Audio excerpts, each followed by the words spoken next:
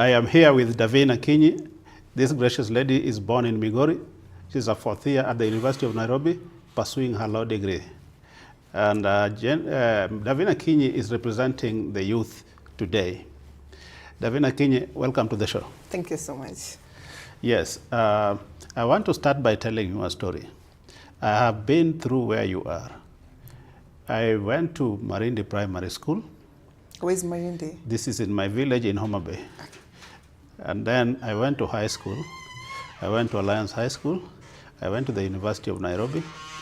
And I did my degree. And up to now, I'm on my second degree.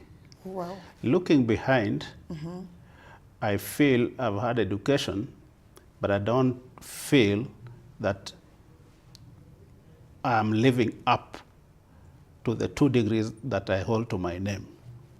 I don't feel skilled enough to be able to live on my degree, even at my age. Now that you're going through your education, I want you to tell me, what are your hopes after graduating? And how realistic do you feel those hopes are? Okay. I am a student of law, just as you had mentioned. And of course, after you're done with your KSL, you have to do pupillage for 2 years. I am built in such a way that I don't really like working for people. I like creating jobs on my own and being an entrepreneur. So mostly when I'm done with my law degree, I want to practice for a law firm for about 3 years to gain some experience. Then afterwards, I'll just do my own law firm. But at the moment, I'm trying to do small businesses. I have a school canteen in Migori, and I'm just trying to sell out my things so that at least I can get a little bit of money from it.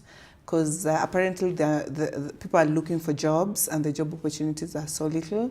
And right now, lawyers are so many in Kenya. People are trying, people are striving. So I would want to also have side hustles and do other things, because jobs, there are not so many jobs around, and people are so many, so yeah. That sounds enterprising. Do you feel that people you were with in high school and people you are with at the university are sharing the same thoughts? No, so many people are trying to still look for job opportunities. Most people want to work for others. And of course, everyone can't be an entrepreneur, and not everyone has that opportunity. But most of the students are looking for jobs. So most of the people are living hopelessly. And the situations where you find that students is trying to get into maybe bad stuff just in order to get some connection from big people. Yes. Thank you. I've seen that there is a lot of anger among the younger generation today. And I'm made to understand this is as a result of frustration from lack of job opportunities. Do you think we are able to deal with this challenge? Do you think this is a misplaced anger? No, I think the angers, I think they are angry on like the right perspective. I think their anger is valid. Yes, reason being, there are so many opportunities in Kenya. For instance, I was speaking to a friend, and we have so many raw materials in Kenya, and there are so many opportunities. I think there's exports and imports, and mostly I think if we need to solve out the issues, then we should avoid more exports and concentrate on imports. When, for instance, this chair, you have this chair, right? And some people import this, is it import to Kenya? To import is to bring in. Yeah. So most people import, probably from China or something. But now if the government says, no, this chair cannot be imported from China to Kenya, there will be so many opportunities for people who have practiced carpentry, and they'll be making such. Then there are so many opportunities for industries. We can do more, because most countries that grow concentrate on processing and manufacturing. I think we can create more industries that concentrate on manufacturing and processing, because for instance, we have mangoes in Migori, there is gold. In Kisumu, there are so many, I think, raw materials, there is land. So I think people need to be sensitized. They ought to be civic education on things that people can do or the youths can do to gain some money. Then I think also on the import and export stuff, I think that would be valid. Wonderful.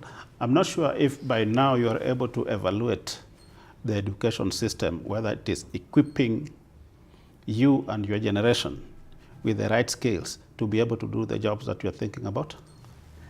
I haven't, when I was studying, by then there wasn't something to do with CBC. I've gone through the 844 system, and I feel that at some point, there's some things we learned in maths that don't apply in real life. And there are so many things that we learned that don't apply in real life. So at some point, I think we have not been equipped with the right skills. Yes. What do you think we can do better as a country to make people coming out of our institutions of learning self-reliant? Okay. I don't know so much about CBC, but I think there should be more sensitization and civic education. For instance, there should be programs such as, for instance, if the government comes up and says, in Homa Bay there is going to be 3 months of training on carpentry. I think that makes sense. People will come, learn carpentry. The next time, maybe after 3 months, there's another thing to learn. I think that would help people so that everyone can choose what he is interested in. If you're interested in carpentry, you can make something out of it. I think that's what ought to be done. Great. Yes. The greatest industry today is the digital industry. And this space, I think most of the young people are familiar with it. How promising is this to the younger generation, and can they make a living out of it? Social media has trended a lot, and it has a positive impact and negative impact. The positive impacts, yes, some people make a living out of it, and there are some people who do so well in social media that they earn so much. They've even bought cars. But then the second thing, the negative part of it, there's a lot of pressure in social media because now someone else has bought a car, you also need a car, maybe you end up taking loans and whatever. So I think there is the bad side of it. It brings pressure. Then through social media we get to, for instance, someone is below 16 can access social media. You see things that probably are meant for the adult life, and probably PG also, things that need parental guidance. So I think the social media has negative and positive influence, but mostly I think it's negative. Thank you very much. Now that you are born a Luo, do you feel that you are grounded in your culture as a Luo, or you have been swept away by the new culture of social media and Western world? No, I stand to be a Luo. I am a proud Luo, and I still practice our culture, and I try so much to also, because sometimes I teach in school, so I try to incorporate the Luo culture. We do a Luo music. I teach them about Luo culture. I still embrace Luo culture, and I love Luo. During my time, we used to learn mother tongue in school. These days, you don't learn mother tongue. No, we don't. And I hear most of ladies of your generation having double English names. And we are told that mkosa mila ne mtumwa. Do you believe in that? Yes, I think someone should always stick to your culture. Regardless of wherever you go, you should always stick to your culture and respect your culture. I think cultural aspect is an important aspect in life. Going forward, you are a Gen Z. Have you ever voted? Yes, once. And now the Gen Zs have had a problem in the way our governance is and the way our economy is. How are you going to use your vote to change this? What are your key considerations that are going to be during the election? Okay, that makes a lot of sense, because the last time I went for voting, I had to wake up at around 4 a.m. to go back to the village to vote. And I was so disappointed, because sometimes you vote, then like maybe there's some corruption somewhere, and we end up with very poor leaders, or people who are not even meant to be leaders. Very corrupt individuals, very incompetent leaders. So I would want us to, I had promised myself, I and my sister, I was like, no, I'm not going to vote again, because there's no need of waking up at 4 a.m., going out there and like making a line, doing the voting, and then like at the end of the day, whatever, whoever wins, wins. And sometimes like someone who loses ends up being mentioned as the winner. So I came and spoke to myself and I said, what changes can we make? Because once I don't vote, someone else also says I'm not voting, we end up with bad leaders. So I think my solution for this time is also to sensitize people to vote and to try very hard to vote for the right leaders, so that we can have a very, like we can improve our, what do I say? We can improve nationally, yes, and we can have qualified leaders. Last but not least, I'm aware that the younger generation today prefer online engagement to physical engagement.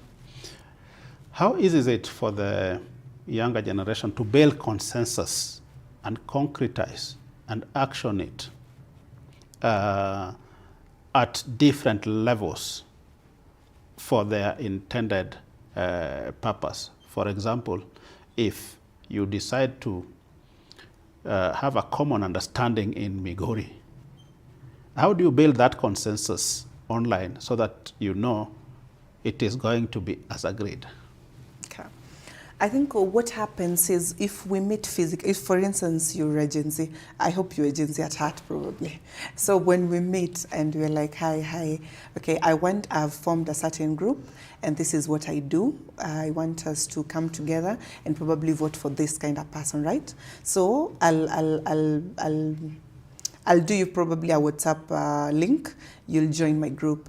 I'll tell you can, maybe your friends can join. So you'll tell a friend, I'll also tell a friend, and the circle keeps on going. That's why you find sometimes I have a WhatsApp group that probably 500 people are in.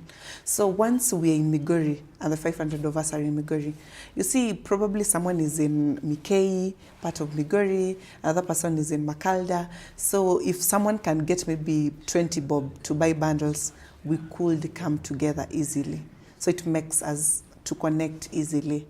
And for us, it works like faster and easily. We can all communicate, decide on what we are going to do. If you are going to vote in the 2027 election, what is the one thing that you will vote for, if not a person? The one thing that you're going to vote for? One thing that I'm going to try and vote for leaders that won't disappoint us, like last time. Or did I get the question right? Let me paraphrase it. Mm-hmm. We get lost in voting for people before we define what we want. Mm-hmm. What is it that you'd want done in 2027? You have an opportunity to ensure that that thing, you get the right person to do it. What is it that you will be looking to be done? Okay. I'm looking at for instance, at our home place, I'm looking at the roads. Let's do it at this point. Let's see, what would you be looking for in an MP? What would you be looking for in a governor? Mm-hmm. What would you be looking for in your president? Okay. I'm trying, for instance, MP, I already have a candidate in mind. He doesn't give me any money. I've never received any money from him. He's a politician currently. But of course, he gives other people money. But what I'm looking for, I want him, once he becomes the MP, I want him to air out our issues at the national level and to just improve things like water and roads instead of giving people handouts. So I would want him to decrease his handouts and help us as a community, and then, or as a constituency, yes. Then for an MCA, I'm not expecting so much because I don't think if it's some big money, but I'm expecting maybe for him to represent our issues at the county level. just issues like water and mostly the roads. Then, and maybe for things like gold mining, so that people can just mine gold at a very because gold mining is dangerous. So at least if they could provide equipments for us to, do some good gold mining. Then for a governor. Don't worry, go to the president. Yes. Oh, for the president. Yes. At the moment, I think I have a candidate in mind. I'm not sure. But don't look at the candidate. I want the thing that you want your president to do, to address. Okay, people are being killed out like chicken. I don't like it. I would want it to stop. Then the second issue, I would want the roads in the national place to improve. Then the third thing, I would want the budget to go a little bit lower, and then more job opportunities to be created by avoiding things like more imports coming into the country. Yes. It's been a great pleasure to have you, Davina Kinyi, and I think you have truly represented the youth. Thank you so much. We wish you all the best. I appreciate it.